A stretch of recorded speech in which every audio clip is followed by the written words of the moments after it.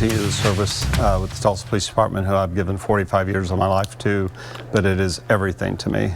For the first time in a one-on-one interview, we are hearing from Tulsa's new Chief of Police. Dennis Larsen was sworn in as the city's new top cop this morning.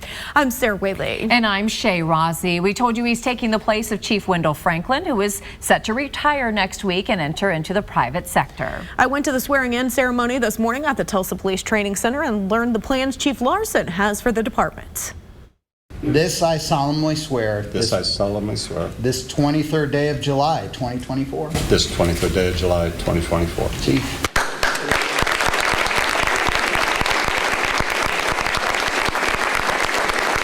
With that, the city of Tulsa now has its 41st police chief. Mayor G.T. Bynum swore Chief Dennis Larsen into his new position Tuesday morning in front of a packed house of city and department leaders, including outgoing Chief Wendell Franklin, who will retire at the end of the month. I have zero reservations about exiting out and what's going to happen to this department, who's going to be leading this department.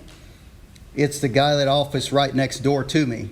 I talked with Chief Larsen one-on-one shortly after the ceremony. Though he loved serving as a deputy chief, he says becoming the chief is a career-long goal. Moving into this job, what do you think is going to be the most challenging part? Well, violent crime is always challenging, and it's my pledge to keep Tulsa safe, so it will always be our #1 priority to go after those who would do evil. What about teen violence? It's escalating. We know more trigger pullers are under the age of 20 and the use of firearms, and it is something that we are focused on, and we're trying to break that cycle, and we're trying to identify those who would pull a trigger on a gun and get them out and get them redirect their lives. And he says it's important they get fully staffed to address this problem and to meet other needs of Tulsans. Being more effective in dealing with fentanyl crisis, to being visible in our entertainment district and downtown and all over the city, to being in more time to spend in communities. All those things are numbers driven. Right now, the city is down 143 sworn officers. They have 800. The department, though, is authorized to have 943. We have to have the bodies to put in patrol cars, and it's my highest priority next to keeping the city safe.